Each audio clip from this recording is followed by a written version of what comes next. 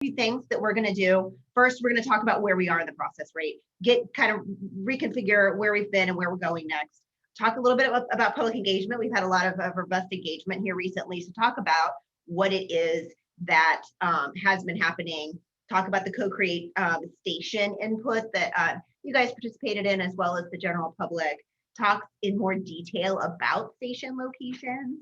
Talk about Guideway Alternatives and service planning, kind of really getting into the thick of things. So I'm really glad that you made the time to be here today. And of course, talk about next steps that will come afterward. First, I want to kick it over to our project manager, Zach Sunderland, just to say a few words and welcome. Thanks, Mindy, and welcome everybody to our second stakeholder group meeting. We did have a kind of a deep dive meeting back on March 3rd to go over a little bit more detail from our first meeting back in January. So it's been 2 months since we've kind of formally have met. The deep dive meeting was optional. We had some good attendance on that. We have a lot of information packed in today. Looking ahead, we'll be meeting at the end of April. I believe the date will be April 28th. So keep an eye out for an invitation, probably from Maria Keister. And I encourage any questions and discussion today. We've received some pretty good discussion so far in the meetings that we've had. So I'll kick it back to you, Mindy. Wonderful. Thank you, Zach. And to his point, as things come up today, feel free to chime in. That's what we're here for. But understanding some things may need to sink in, and you may need to just email later. We're here. So obviously, Mindy Justice over the Murphy Epson team. I'm moderating today. We will have Julia Suprock, our AECom consultant project manager. We'll have Donna Marbury over at the Warhol Wall Street team talk a little bit about public engagement. Preeti Chowdhury is on as well. Bill Crawley, Kristen Lucan, Gavin Poindexter, all from the AECom team. As you can tell, we've got a lot of technical details to work through today, and Chris Herman over on the MKS crew. All right, so I want to take a moment to, dust off the feathers, right? Everybody's still probably maybe 3 or 4 cups of coffee in this morning. If you wouldn't mind, please drop in the chat your organization, your name, your organization, and sort of why it is that you agreed to participate. So somebody at some point sent you a meeting invite and you said, sure. Why did you say yes? Can you drop in the chat the why you're here with us and who you're representing? Wonderful, wonderful. And don't be shy. Don't be shy. We've got, thank you, Jennifer's from the Far East Area Commission. Thank you. Whitehall, City of Whitehall. Zach is over at the City of Whitehall. Annie over at OSU Wexner Medical Center. Oh my gosh, wonderful. Thank you for making the time to be here. This is not an easy time, I'm sure. Mark Conti over at the Downtown Special Improvement Districts. Capital Crossroads and Discovery. We have Jefferson Township, Mike Anderson over at Jefferson Township. Wonderful, wonderful. Who's they? Oh, Bruce Harkey. Hi, Bruce. Long time since we've had a chance to talk. Franklin Park Conservatory. Oh, yes, you're right. Everything that connects the arts. Thank you. Thank you, Bruce. Daryl Holmes, a commissioner in the Far East Area Commission. Oh, I'm very interested in the project. Thank you. Thank you. Ronnie Nims, Franklin County Engineer's Office, and Complete Streets Coordinator. Oh, yes, that was the Franklin County Engineer's Office was really out front with Complete Streets. So thank you for making the time to be here. Greg Davies over at the Columbus Partnership at CDDC. Wonderful, wonderful. Thank you. Guy Worley, CDDC. Wonderful, wonderful. See, we have a packed house. I was thinking everybody was on spring break. Emily Walker, Columbus Museum of Art. Oh, that's fantastic. I'm so glad we've got our art institutions, our major attractions, attending today. Alex Slaymaker over at the Columbus Partnership and Smart Columbus teams. Wonderful. Josh Lapp, representing the Transit Advocates, Transit Columbus. He says he's here because of lack of investments in people-friendly infrastructure and making that stuff go forward. Great. Wonderful. Oh gosh, did I miss anybody? I don't know that I did. Hopefully not. Thank you guys. I just wanted to take a moment because I'm not sure that we did that before and just say hi to everybody and thank you for taking the time. Everybody's got busy lives and schedules, especially right now, I feel. And so really want to thank you guys for the participation and make you kind of aware of who else is on the call with us. All right, we can go ahead and move forward. Next, I'm going to kick it over to Julia Sufrock to talk a little bit about where we are in the process. Julia? Great. Thanks, Mindy. Yes, and thank you everyone for joining us here this morning. So before we get into the new information, let's just take a step back and sort of remember where we started from and where we're going. So in terms of the overall study process, which we'll be completing this phase in early summer, we've identified the purpose and need for transit investment in the corridor. We've gone through the initial screening, which is what we covered in the last meeting. We've identified the corridor segments that'll be the framework for our alternative definition evaluation.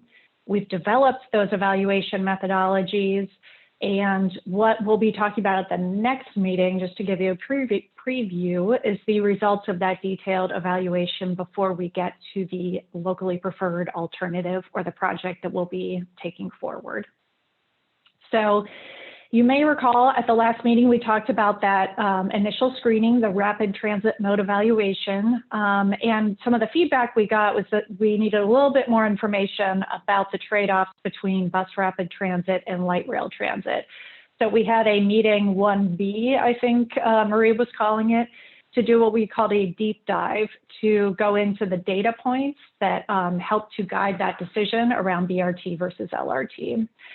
So just to go over again the criteria that we looked at. So it was these 5 different criteria, but as part of the deep dive, we really wanted to focus on those first 2 criteria, the ridership capacity and the capital cost per mile. Those were the 2 that are the driving data points in making that decision. So when we look at ridership, we see that BRT typically accommodates 4,000 to 15,000. LRT typically accommodates 20,000 to 90,000 riders a day. So when we're looking at an existing corridor ridership that tops out at just about 9,000, BRT is the best fit in terms of serving the existing riders in the corridor today and then accommodating increased demand from a high capacity transit investment as well as growth into the future. So again, the idea that BRT is flexible and scalable and can grow with demand in the corridor. We also took a look at typical capital costs. BRT averages about 2.5 to 20 million a mile, depending on design decisions, and LRT is about 145 to 250. So when we balance the ridership with the capital cost, we see that the best fit for the east-west corridor, excuse me, is that bus rapid transit. And then one of the things that we want to keep in mind as we go forward is making sure that we're setting ourselves up for success through the federal funding process, since we know that's going to be providing a significant chunk of the capital costs. So BRT is the more competitive option. So just reaffirming the mode recommendation of BRT. It is the most federally competitive, it's compatible with ridership, it's consistent with previous recommendations, and is adaptable, more adaptable to emerging mobility and technology than some of the other alternatives that we considered. So with that, let's move into public engagement. I'll turn it over to Donna. Thanks, Julia, and good morning to everybody. I see a lot of new and old friends on the call, so excited to see you all here today. Once again, my name is Donna Marbury. I'm project manager at Warhol and Wall Street. So in February, we had a busy month of public engagement, and we still have a lot of important conversations that we need to have. For your reference, we have a survey that's live and also virtual open house, which gives the public some of the project details that you already know. We'll be sending a follow-up email today, but please encourage your friends and colleagues to visit our website at linkuscolumbus.com, and the East-West Corridor section has all of this information for you. Next slide.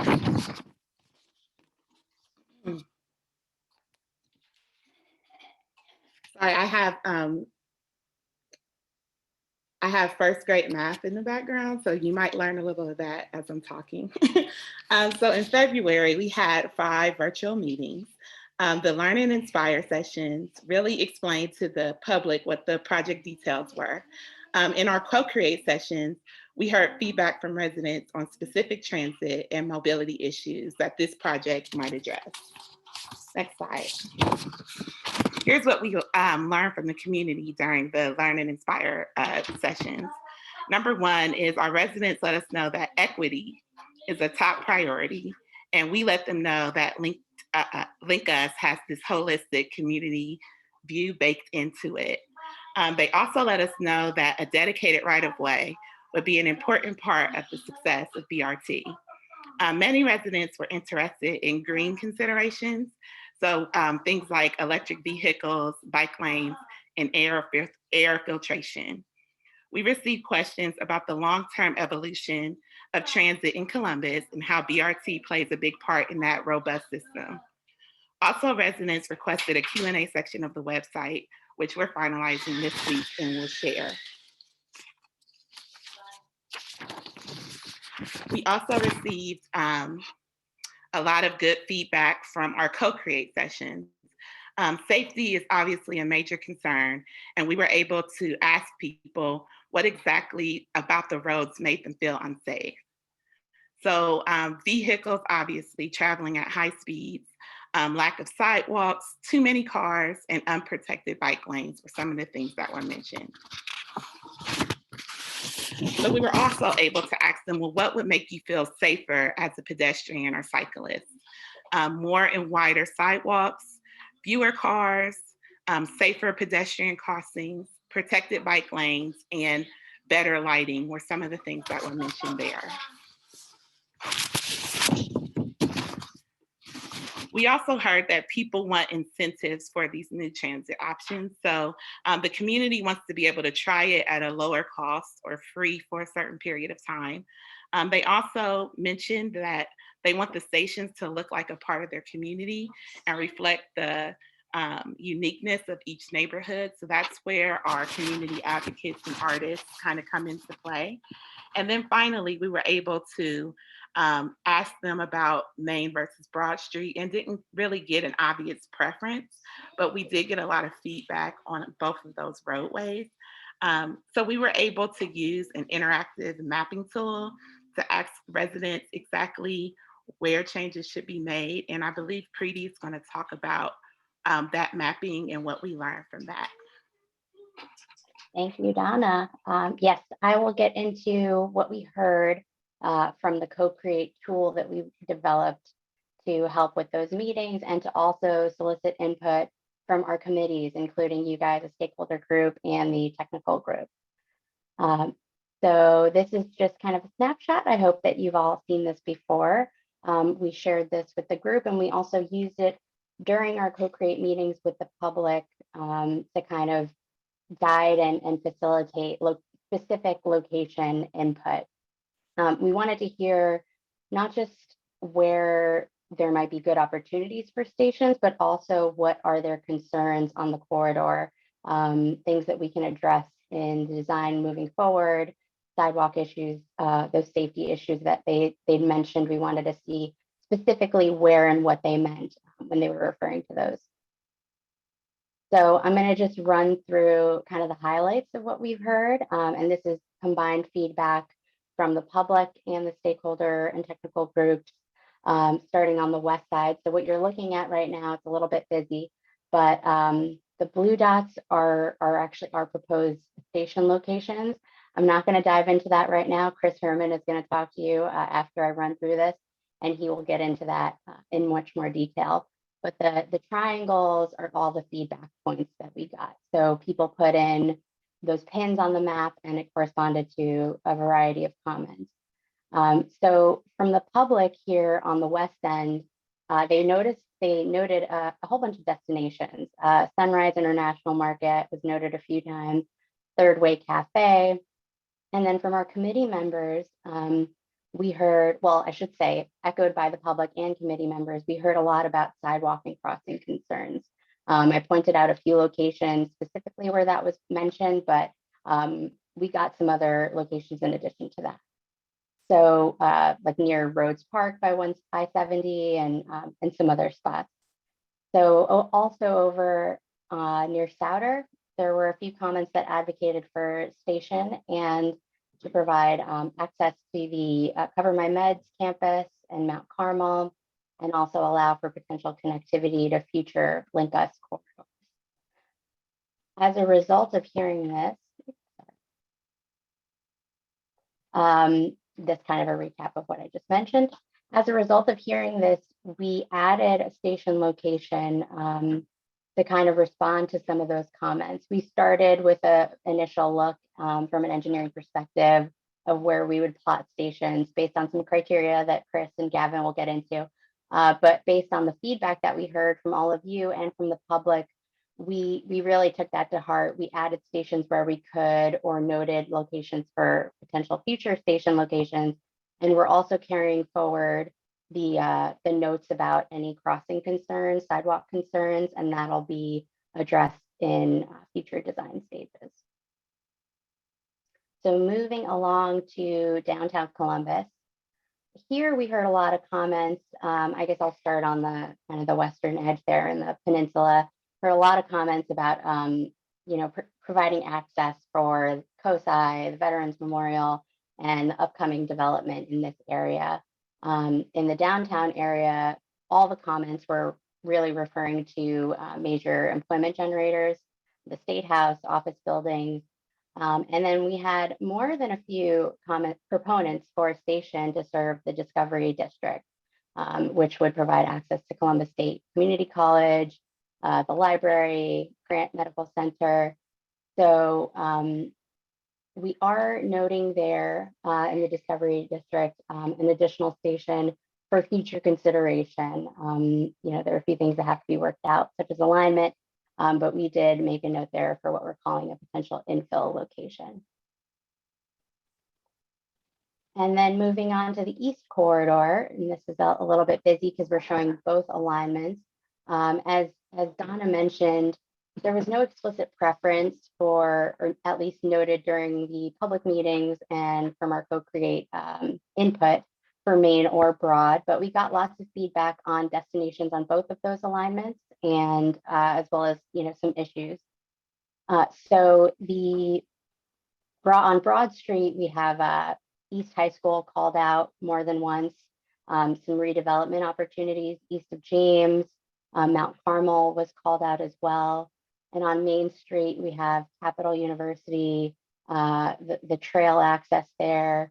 There's a particular Walmart down there near Collingwood where multiple people mentioned an opportunity, and also some pedestrian access issues, which should be addressed there.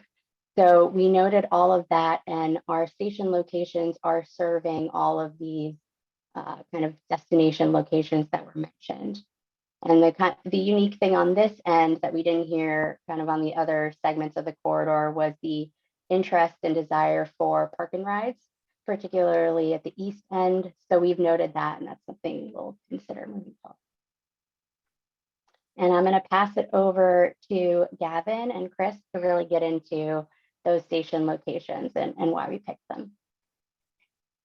Thank you very much, Preeti. So as we were looking at stations, we were looking at several different things to try to find the right station area for the project. One of the couple of things we were looking at was activity centers, affordable housing, development opportunities, existing transit ridership, connections to other transit corridors, as well as station spacing and kind of how are we serving those corridors. We want to make sure we don't have the stations too close, because that kind of loses the rapid part of rapid transit. And we also don't want to have the station spacing too far apart, because that limits our ability to serve the community. So it's kind of that balance between serving the community and developing that rapid service. I'm going to turn it over to Chris to talk a little bit about some of these stations and development characteristics. Thanks, Gavin. Yeah, I just also, in addition to what Gavin was discussing about the station locations, just a reminder to everyone that it's not just about stations and access, but also development potential. If you'll remember from the Insight 2050 study, Part of the purpose is to add housing opportunities along these high capacity corridors, including the east-west corridor, in order to accommodate our regional growth and continue to connect people to employment centers. So I'm going to kind of quickly go through each of the station stops just as a reminder of where they are, what's around them, and we'll take some questions when I'm done. So let me start with segment 1. This is the Western Route Terminus, and that westernmost terminus point is the Westwards Boulevard, Hilliard Rome Road. So this is an existing COTA park and ride lot. It's the southern end of Hilliard Rome Road, so obviously an important north-south roadway. There's an Aldi's here and some potential redevelopment area. It's also very close to the Westland High School. Next is Sturbridge Road and Gladys Road. This is Doctors Hospital. We saw a representative from Doctors Hospital. We're putting this station stop where the existing stop is today, but if there's a desire to slide that, we can have some discussions. But it's an obvious stop for serving the Doctors Hospital needs.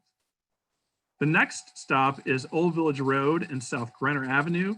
So this is the Lincoln Village Plaza, and it's the gateway into Prairie Township. There's daycare here, parking lot, which could support, I think, some additional parking capacity in this area. As we cross to 70, we get to Georgesville Road.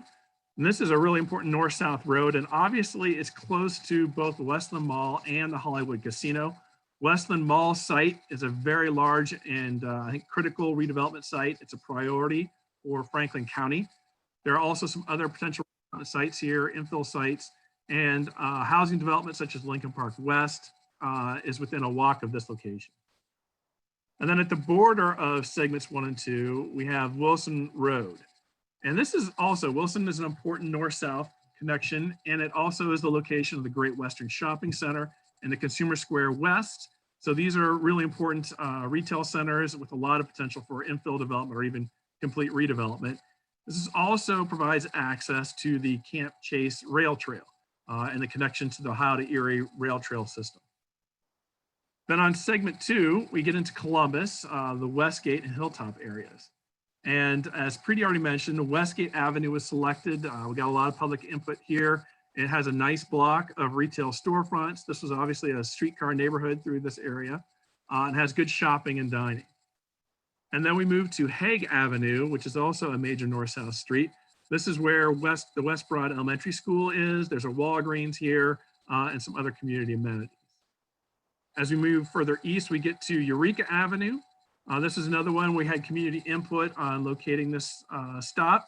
Has a nice block of retail storefronts, and there's some limited redevelopment potential here. Then we move to Whitethorn Avenue. This is at the entry to the Ohio Department of Transportation and the Ohio Public Safety buildings complex. Has infill potential, and there are some other uses here. So this is a pretty important gateway site. Then we slide across 670 to Franklinton, and we get to Central Avenue.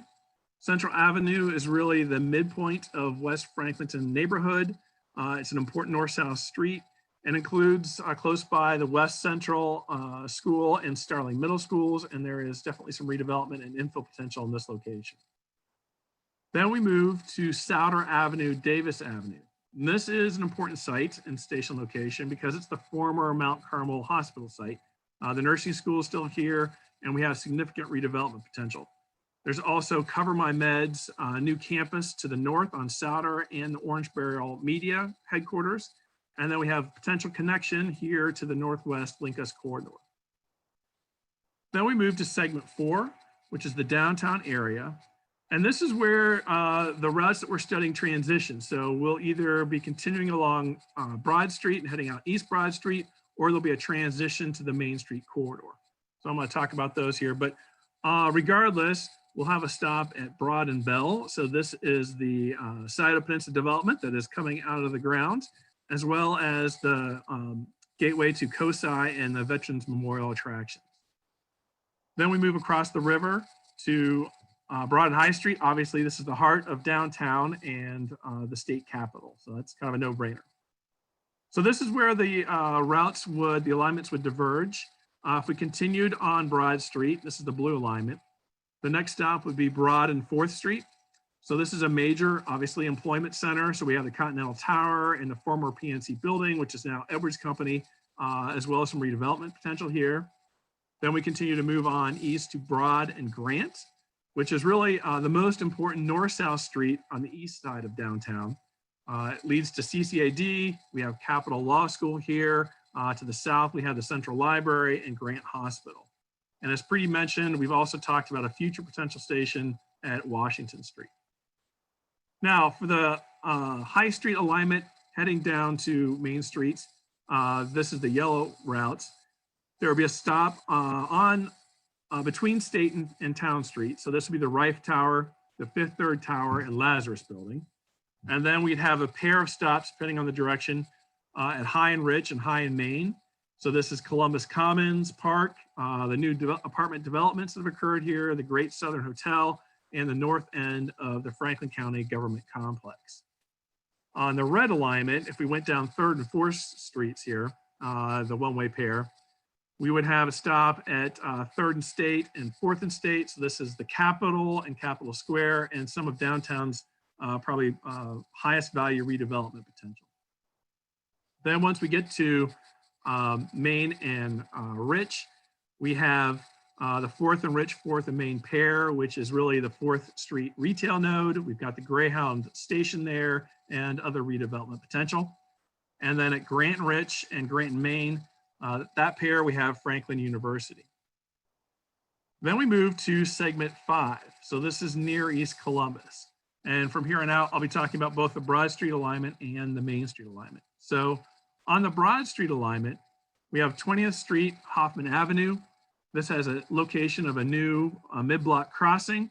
It's an existing COTA stop. We have Red Cross here, and it's near the heart of the neighborhood. Next, as we move further east, we have Governor's Place and Champion Avenue. This was selected with community input. It's an important neighborhood crossroads with connection north to Poindexter Village. It's a crossing COTA route here and really geographic center of Near East Columbus. Then we move to Taylor Avenue and Auburn Avenue. This stop was selected again with community input. It's the location of East High School. Taylor Avenue connects north to the Ohio State University East Hospital. Then we move to Franklin Park Conservatory. This stop is located near the entrance that leads straight to the Park Conservatory building. Then we cross under the railroad tracks and we get to Nelson Road, again, another important north-south street. This is the location of the Alum Creek Trail and also of Wolf Park. With the Main Street alignment, we have a location at 18th Street. So this is the Blackburn Community and Recreation Center. It's also the north gateway to the Children's Hospital campus. Moving further east there, we also have a stop on Champion Street. So this is, again, important neighborhood crossroads, has a crossing COTA route, and there is significant redevelopment potential here. Further east, we have Kelton Avenue. It's an important neighborhood crossroads. We have the St. Vincent Family Center here and the Preparatory Academy. And again, there's redevelopment potential in this location. And then here we also cross and have a station at Nelson Road, which is near the Kroger and small business hubs in this location. Then we cross into segment 6, which is Bexley. Here we have low existing ridership in this area. So we have less stops. There's also limited, I think, redevelopment potentials, particularly on the Broad Street alignment. So with the Broad Street alignment, we have a stop at Cassidy Avenue. This is Drexel Circle and the Columbus School for Girls, and it's an important north-south street connection through this part of Bexley. On the Main Street alignment, we have Drexel Avenue, which is the entrance to Capital University and really the heart of Bexley and Bexley Main Street. Moving further east to segment 7, this is East Columbus. We have stops on James Road on both the Broad Street alignment and the Main Street alignment. So at Broad Street, and for actually both Broad and Main, this is an important north-south street and has crossing COTA service. It's a neighborhood node both at Broad and Main Street. On the Broad Street alignment, obviously airport is closer to the north. And on the Main Street alignment, I think there's probably more redevelopment potential. Now we move to segment 8, which is Whitehall. And at the Broad Street alignment, we have a station at 14th Street. This is the entrance to the Defense Supply Center for Columbus. And then moving further to the east, we have Hamilton Road, again, a very important north-south street, crossing code of service. And this is an important redevelopment and reinvestment center for the city of Whitehall. And there's obviously been some recent announcements about development projects there. On the Main Street alignment, we have a station at Collingwood Avenue, which is the Walmart Center. There's also redevelopment potential here and a connection to a proposed new Columbus Rec and Park Trail. Then we move on, and again, there's also a stop at Hamilton Road. So this is an important north-south street with crossing code of service. We have the Great Eastern Shopping Center here and significant redevelopment and infill potential. Moving to segment 9, we get to Far East Columbus. With the Broad Street alignment, we have a station proposed at Cardinal Park Drive. This is a residential and institutional node, and there's a lot of independent living here. And then we have Taylor Station Road, which is across 270, and this is where we have Mount Carmel East Hospital, so an obvious stop, the medical office buildings related to the hospital, and a large redevelopment site, which is the former Lucent site. On the Main Street alignment, we have a stop at Fairway Boulevard, which is a Whitehall commercial area and also connection to the Big Walnut Creek corridor. Then further to the east, we have Bryce Road, which is an important gateway to Reynoldsburg. It has north-south crossing code of service and potential redevelopment and infill. For segment 10, which is the last in Eastern Terminus, for the Broad Street alignment, we have Reynoldsburg New Albany Road, which again is an important north-south corridor. We have the Kroger Shopping Center and employment centers in this area, and we have Blacklit Creek. We move east to Wagner Road, which is also an important north-south corridor. There's large shopping centers here, including a Target, and there are redevelopment sites. And then the terminus occurs at L Brands. This would be the eastern terminus. It's the entrance to the campus here. We've had some discussions. This is operating under an easement, but this is a logical terminating point for the Broad Street alignment. On Main Street, the stop is at Lancaster Avenue. So this is the historic Reynoldsburg Village Center. The city is investing heavily in Old Town here. So this is a natural location. And then the eastern terminus would be Taylor Road. This is a Kroger shopping center, and there's significant development potential in this area. So that is a quick overview of the proposed station locations.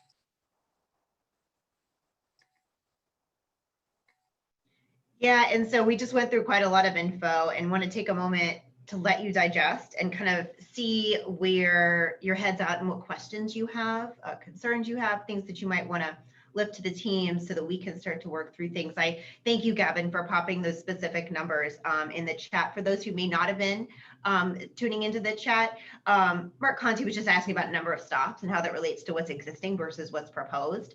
And so Zach and Gavin put some numbers in there about how many there are. Maybe, Gavin, could you say, for kind of the good of the order, about, you mentioned the whole rapid component, right? Like, what is that? Could you just kind of remind everybody of what is that number that keeps us rapid? What's that distance look like?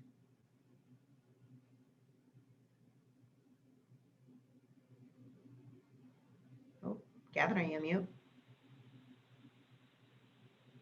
Julia, did you want to? Sure, I can go ahead. So we typically, Gavin, let me know if you get your audio straightened out. Typically what we want to do is a half mile to a mile station spacing for rapid transit. But what's important to remember is that this isn't an equal distribution based on distance. We really try and link it to major activity centers, redevelopment sites, existing transit service. So we're trying to balance that rapid transit speed, so reducing travel times, while at the same time maintaining access to key activity centers. So it's sort of it's an arts rather than a science in terms of determining station location. And I would assume that in addition to location, there are particulars around guideway and sort of full right of way versus shared running and differing elements. Is that correct? There's a whole number of factors which play into that rapid. Yes. Yeah. And Bill will get into that when he talks a little bit about the guideway design options and kind of sub options and where platforms can be located and all that sort of stuff. So thank you.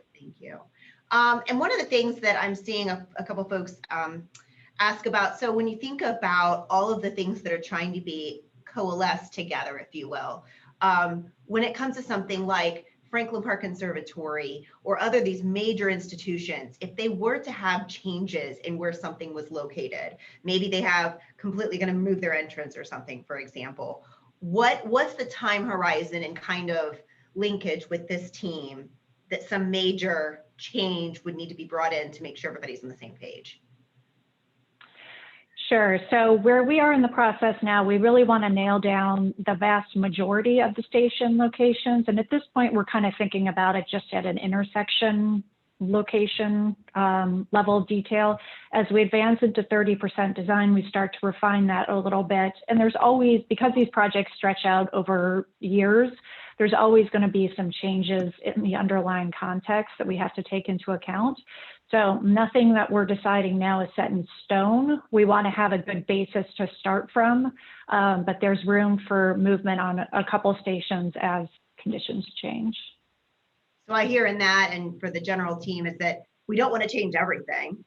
There is some flexibility, but so we want to try to get it right, but there isn't such a hard and fast set in stone. Any other questions? I'm not seeing others so pop up in the chat, but anything else on what Chris was just talking about? This is Greg Davies. I had a quick question. In terms of the Northwest, and I know this is the East, but how are you thinking in terms of, I'm looking at Souder and I'm looking at downtown, and Northwest both kind of snakes through there. And I wonder, is there an opportunity to have some sort of large multimodal transit center that would feed both? Is that possible to plan both? Is the funding competing against one another? What's your coordination with that project? And just want to make sure that we get this right, because downtown's going to be so critical to all this. And if they're both heading that way, and I'm sure you've thought of all that, and I appreciate you allowing me to join this group, but those were kind of things that popped up as I was listening. And I can see Chris and Julia ready to chime in. I'm here as well and can speak to the Northwest. But oh, lovely. Justin's here. Okay. Go Perfect. No, Justin, why don't you start off? Okay, great. And Zach, of course, jump in as well. Where we're at with the Northwest Corridor is finalizing a recommended alignment. And we spent a lot of time looking at that Souder connection. The alignment that we're intending to move forward to an LPA would actually be Olentangy River Road to Twin Rivers Drive to Spring and Long Street. So connecting to Souder Avenue at Souder and Dublin Road, Spring and Long, but not extending the BRT down Souder Avenue to Broad Street. And there are a number of considerations in forming that. One of them is to maximize coverage and ridership between both of these corridors. But part of this would still be pursuing enhanced transit and multimodal connections between Broad Street and Dublin Road along Souder Avenue. So coordinated station locations on both of these corridors so that they do tie together. But right now the thinking is that the actual convergence of the two BRT lines would happen in downtown. All that will be explored in further detail in the next phase of work for the Northwest Corridor, and we will be taking that out to a design phase very quickly as we're wrapping up this current phase of work. Thank you.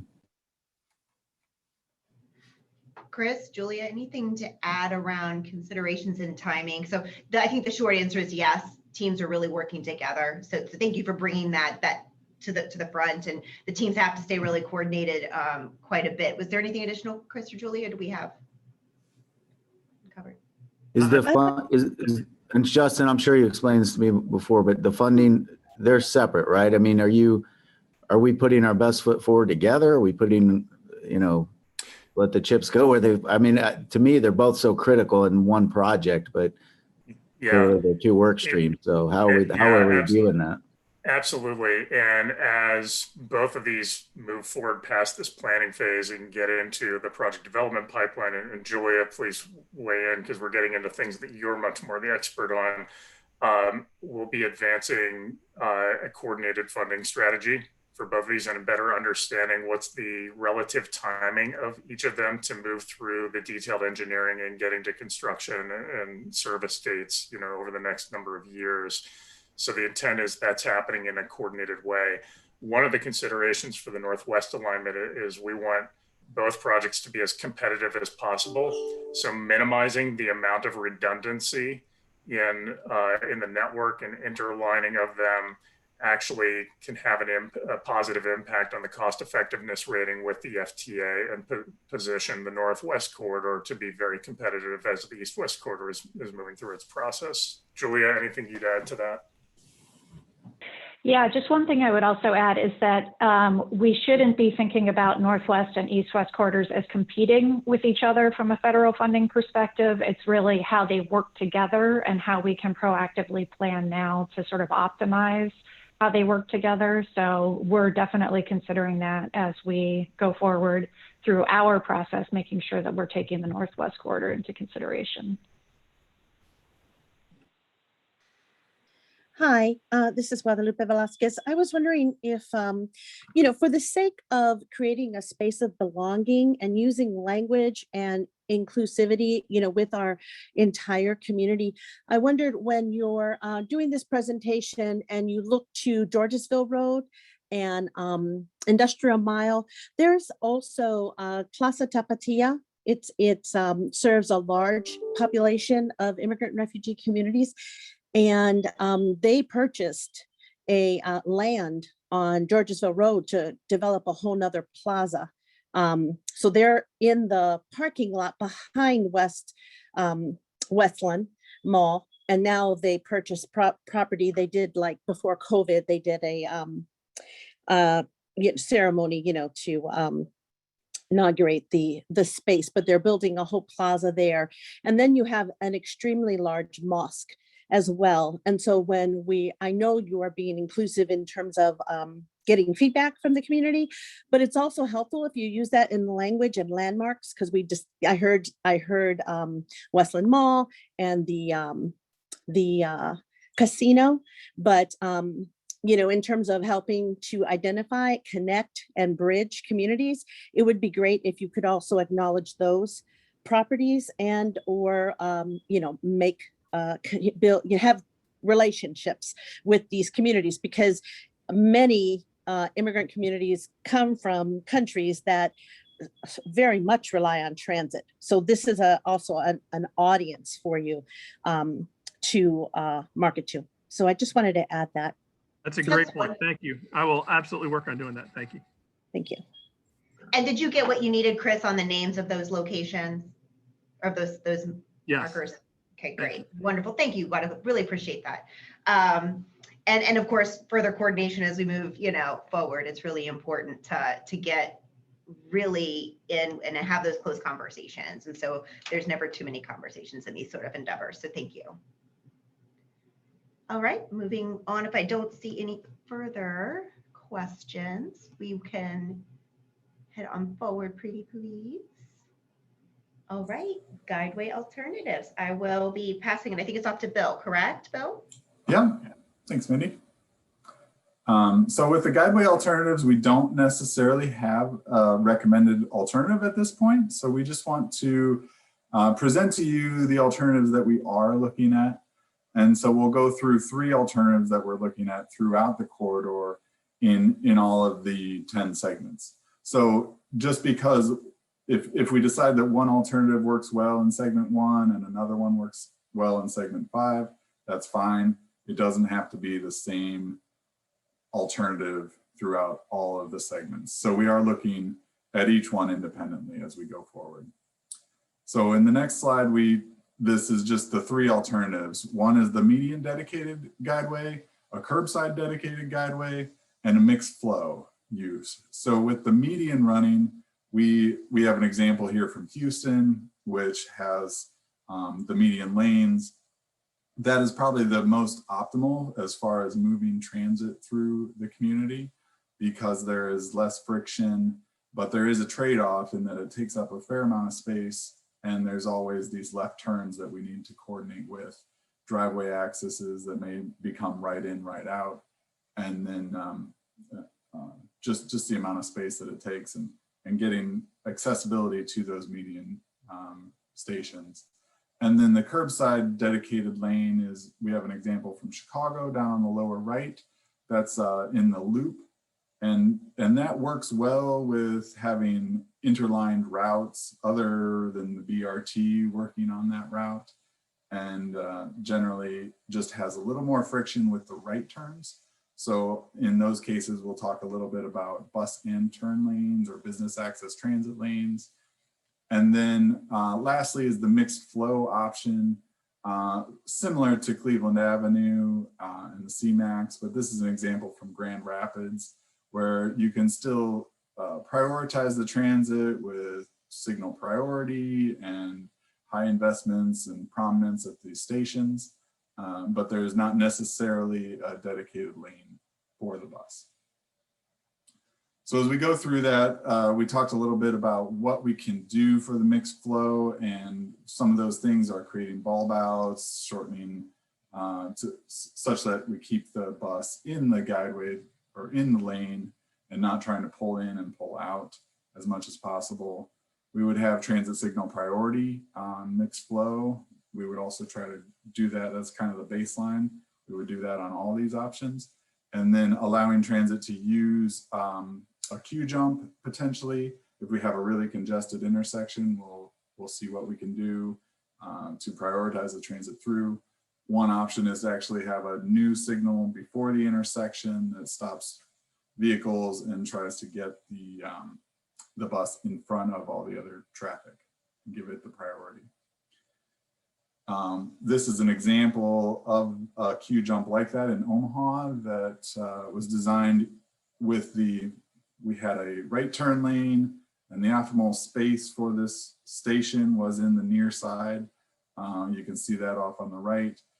So in order to get the bus back into traffic, we needed to have a phase in the signal to jump ahead of the queues. So that's just one option. And then the curbside dedicated, this is, if you see a bat lane, that's basically a curbside dedicated lane. Generally, it's a business access transit lane, technically also referred to as a bus and turn lane. So these, in this section, we show how bike lanes could be behind the transit lane, and curbside parking could also be facilitated.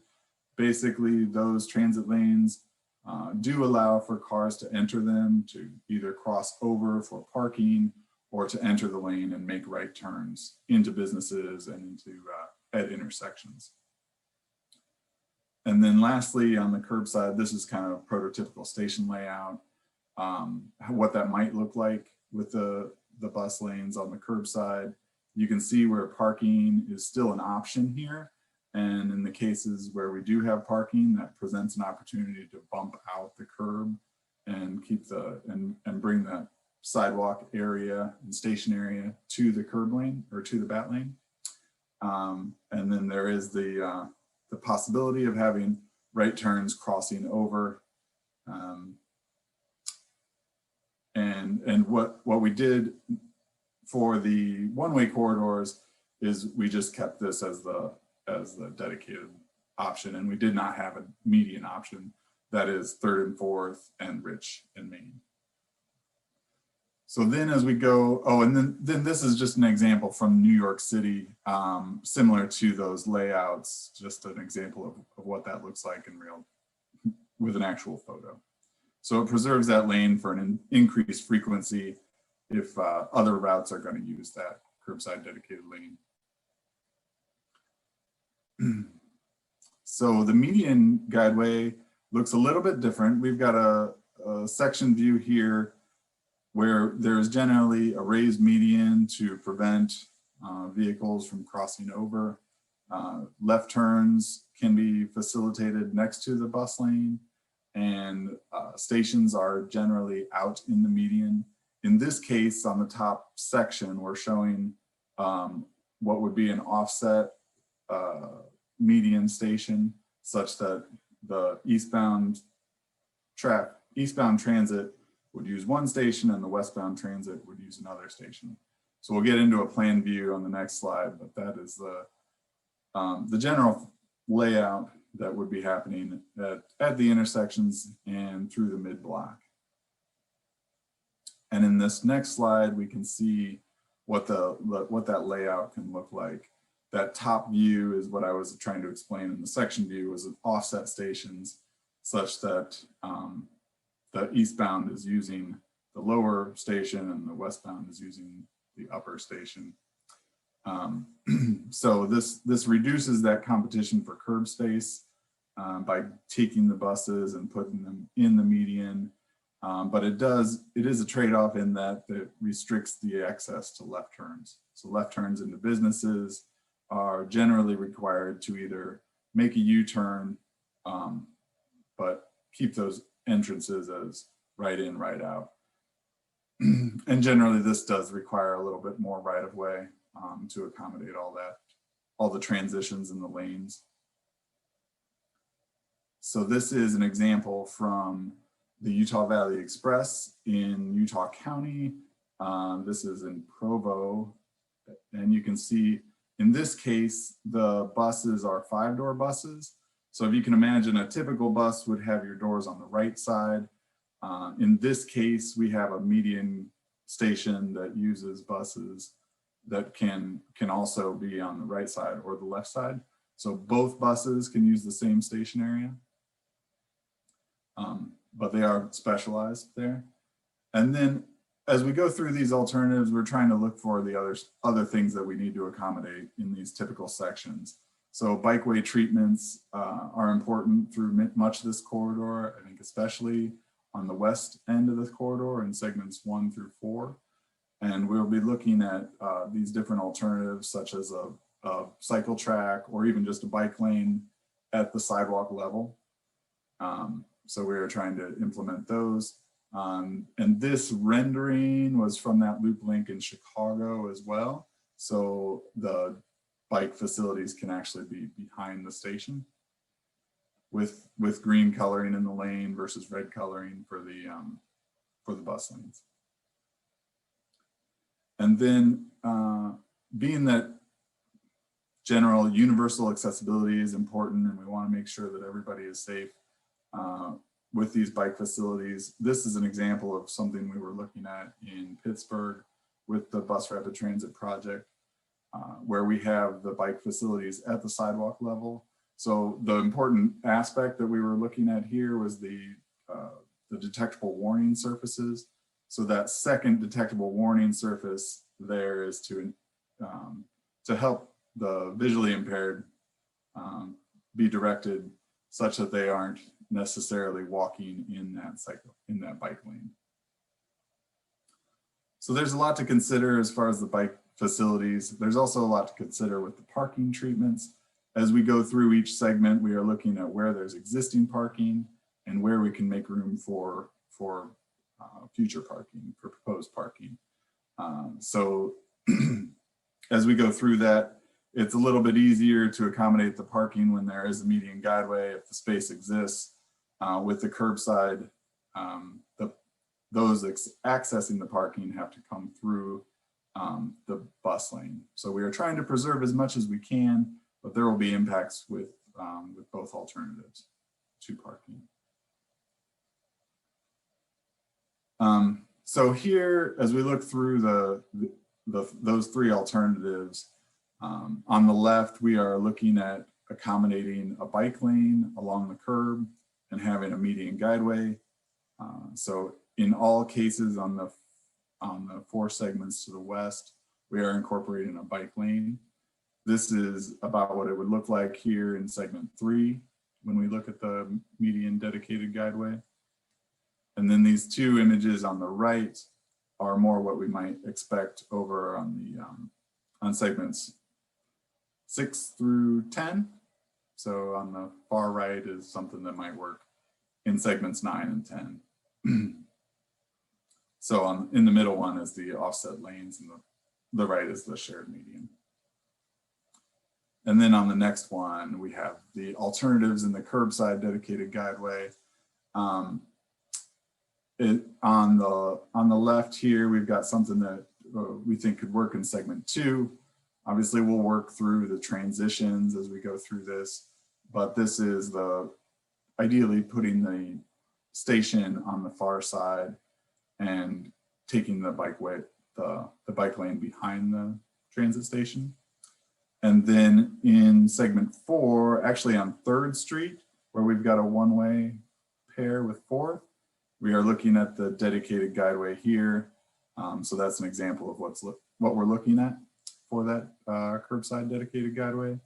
And then over on sections 5 through 7 rather, and also there in Whitehall, we are looking at having a business access transit lane. And this is kind of the layout of what that might look like if we use red pavement, allowing the right turns to access the bus lane on the near side, and then the bus lane have a station on the far side. So then other examples of features that can be worked in is something from that Utah Valley Express project. This is in Orem. Little things like a chicane, which is just a roadway curve kind of designed with intentions there to prioritize the bus and allow that bus to merge back into traffic, hopefully calming the other traffic adjacent and getting it back in. So I think with that, we're just pausing for questions before we get into some more discussions on service. So Yeah, can you just go back one slide? Yeah. Real quick. So Bill, are you going to be bringing those mountains to us? Is that what you're going to do as part of this? Yeah, project? Right. Beautiful mountains. We did have. Wish I could, sorry. Right, some conversation going on in the chat about just weather. And so it's ironic that this came up as the sort of last slide in your series, but thank you for bringing that up and talking about like station design and how critical it is that we don't just put lanes on the road, but we actually have coverage, right, in order for folks to be able to get around. So can we talk about when in the process we kind of move into that station design and really more into that feedback? Yeah, at this point, we are kind of looking at that placement. You know, Julia was pointing out that right now we're looking at the nodes. We've kind of nailed down where we think the nodes are. And as I'm going through these guideway alternatives, our team is basically looking at how that fits within the context at each node. And as we do so, then I think at that point is kind of that next phase is seeing what features we expect to have at the station areas. So there's a part of this that also looks at the ridership. And when we have a lot of ridership, especially a lot of boardings at a station, that's where we want to focus our investments. Whereas we may have a lot of ridership on the outbound end of line, but that is mostly people alighting or getting off the bus. So that may not be a place that warrants as much investment for the shelter area itself. Julia, is there more as far as the timeline you want to get into? Sure, yeah. So I think people are always interested in the stations because it's such a visible, tangible thing, right? We talk about service plans. No offense, Kristen, she's going to be talking about service plans next, but that's a little harder for people to wrap their heads around. So we understand this is an important priority for the community. At this phase, we're really kind of higher level. We're not getting into the specific details. We're receiving feedback on what people would like to see. So it's important to hear about weather and art and reflecting, you know, community history. And we'll take all of that into account as we go into the 30% design phase and really start to get into the details of what stations will look like the specific components and how they'll be designed. So that's a little further down the road. Yeah, thank you, Julia. So that helps you guys to know too, that not only, yes, of course, we're bringing it in, but kind of when to expect that to hit down the road. Talking a little bit about dedicated right-of-way, we had a question from Josh Lapp about the mixing of traffic and how that can be unsuccessful. I'm not sure if this is a Gavin question perhaps, but can you talk a little bit about right-of-way and how those variables are brought in, just and analyzed? Generally, so I should have mentioned this as we were going through. Generally, with all of these alternatives, we are trying to stay within the existing right-of-way, but for station areas where we're just forced to take or acquire some right-of-way, don't like to use the word take. So we'll be looking at some widening of the right of way in these areas where we have stations. But in general, we are trying to stay within the existing right of way as we go through here. But there are some spaces, even just to have a minimum ADA width of a boarding and a lighting area, we would have to acquire right of way. So. And Is what that- about, Yeah. what about dedicated right of way versus shared? Yeah, so generally our priority would be in ideal world is to have that dedicated space in the median for the guideway. But then there's that next step is having that dedicated space on the curb. When we go into mixed flow, we do lose some of that prioritization, and it's all about the trade-offs of what we're willing to work with. And as we go through the ridership travel time assumptions, we'll kind of see what works best in what segments. And so we haven't gotten to that assessment yet to say where we can accept mixed flow, if anywhere, or where we really need that dedicated lane for the transit. I guess That's awesome. this is Josh. My question or comment really is, from the transit organization's viewpoint, I would be very, very uncomfortable with the idea of any kind of mixed lanes if we're, supposed to be having a true, high capacity rapid system. I was just literally at the beginning of this call in what is our premier bike lane in Columbus that was blocked by 4 cars and got cut off by a semi that then parked in front of me. So I don't really see a mixed flow lane being successful at all. I mean, I really think it has to be dedicated. There's very little respect for non-car drivers in Columbus, since we have very little infrastructure currently. And I just don't see this. I see this being as successful as the high street lane currently is, if we do any kind of mixed flow, or having options for parking on the other side of the lane, or all those kinds of things just are not currently successful in any application in Columbus.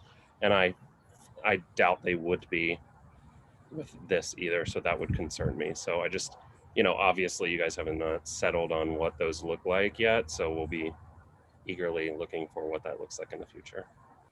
Yeah, I appreciate that feedback, Josh. And I guess why we need to look at these in each segment is because there may be ridership dropping off, and particularly on the outer fringes. And if you look at even the Cleveland's Health line, where they do have dedicated guideway in the median, they do transition to a mixed flow once they pass University Circle and they start getting off into East Cleveland to go to the Windermere station. So just kind of having that flexibility and knowing that we're looking at all the alternatives is what I wanted to make sure everybody understood at this point. Sorry, Julia, you were about to say something more. Yeah, no, I think you covered it. We're not making recommendations right now. We're just setting the stage for all of the results that we'll share with you, so you can see what that trade-off is, or what the results are when comparing dedicated lane with mixed traffic. And then it's up to the stakeholders to decide how y'all want to design the system. So. Thank you, Julia. Yeah, that's very helpful. I'm not seeing, I don't believe, any other immediate questions in this guideway specific conversation. Kristen, the floor is yours. All right, thank you. So so for service planning, we're starting right now by looking at the 2019 and the current services that are on the Route 2 and the Route 10 to get just a high level approach to the schedule and the span frequency assumptions that we're going to model for our preliminary round of ridership results. And so that's what this slide here is summarizing. And as Julian and Bill have both mentioned a few times, I know these assumptions are not set in stone, and really the purpose of this initial service plan when it comes to both our our assumptions for the BRT itself, as well as the underlying bus route network, is to make sure that we're facilitating an equal and fair comparison between all these competing alternatives that we're currently still trying to refine. So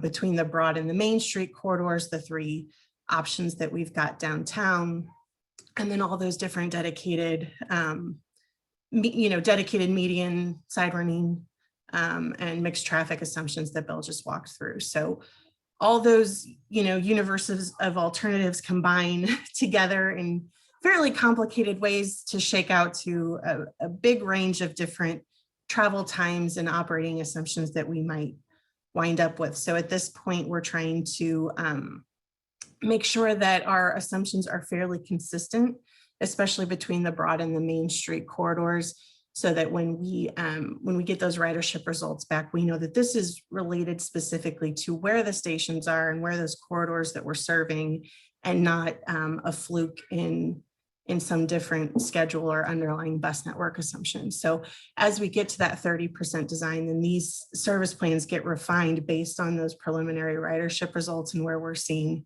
high demand at particular stations, and looking at different things that we can do with the underlying bus network to enhance those initial results. So that's just kind of the caveat. At this point, so as I mentioned, we looked at both 2019 schedules for the pre-COVID assumptions on Route 2 and 10, as well as the current service. And based on that, developed spans of 18 hours for Monday through Saturday and 16-hour Sunday spans with 10-minute frequency through most of the day. So the pre-COVID schedules had more 10-minute service during the AM and PM peaks, to accommodate those commuter needs. Currently, we actually have improved the 10-minute service throughout the midday. So we're looking at combining the best of both worlds and modeling a 10-minute service. Thank you for the slide there. Modeling a 10-minute service all the way from 6 a.m. to 6 p.m. So we're covering both those peaks and the midday at that higher level of service. And then transitioning to 15-minute service as we roll out in the mornings and in the early evenings, and then a 20-minute service into the evening. And that's pretty much all days of the week. Now, the one caveat here on the spans ending at midnight is that this is these spans are not necessarily what you'll read in a published public schedule. This is for us to understand how many hours of a full cycle, when we start computing costs and things like that, that the buses are going to make. So that midnight time frame, that's when you could get on the bus at either end and still make a full trip across town. So the final pull in would be something, later in the evening as we work out the travel times, but 1 a.m., 2 a.m. time frame when it's operating speeds. So here are the assumptions that we're looking at for the various Guideway assumptions that Bill walked through. And as some, Josh, you mentioned that the dedicated center, obviously those have the quickest travel times because we don't have any competition from general traffic. So we've got, for that, we'll be looking at the corridor design speeds, so the posted speeds for the most part, and a slight delay based on some TSP, but those, only at those signalized intersections along the corridor. With the dedicated curb here, we're looking at the design speed again, but here we're adding delay at both the signalized intersections, and we're adding penalties, travel time penalties for all of the unsignalized intersections, as well as major driveways that kind of are quasi intersection. They serve multiple businesses, or a business that has a lot of traffic. So adding some delay there so that travel time lengthens. And then as we look at the mixed traffic assumption here, the vehicles would the assumption is that the vehicles would travel at more of a traffic impeded speed because it's mixed with the traffic there, and they're encountering delay at all of the intersection types. So those are our working assumptions there. For the bus network, I saw a question earlier about the underlying local service. And, again, at this point, this is still crafted to facilitate an even comparison between both corridors. And so with that in mind, at this point, we're recommending that we model a 30-minute peak, 60-minute off-peak underlying local service on the corridor that has the BRT line, and then on the alternating corridor, it would retain that the higher frequency service that it's currently running. So with the Broad Street alternative, it's fairly simple. Essentially, the Route 10 local service just operates at a slightly reduced frequency there, so that you still have essentially, it's a compromise solution between removing local service entirely and you also don't want to offer too much local service that competes with the BRT and drives down ridership in a way that makes it uncompetitive. So we're looking at a 30-minute service there. With the Main Street BRT alternative here, looking at how we can serve that same BRT corridor with a local service at 30 minutes. So essentially the West Broad and East Main parts of Route 2 and 10 would have that lower frequency. And then re-interlining the remaining portions of High Street and East Broad would then have the continued frequent service. So any questions on those initial assumptions? Just for my sake to like reiterate this or clarify this. So if the Main Street alternative is selected, then basically like the number 2 and the number 10 going on East Broad Street would connect as the number 2 does now.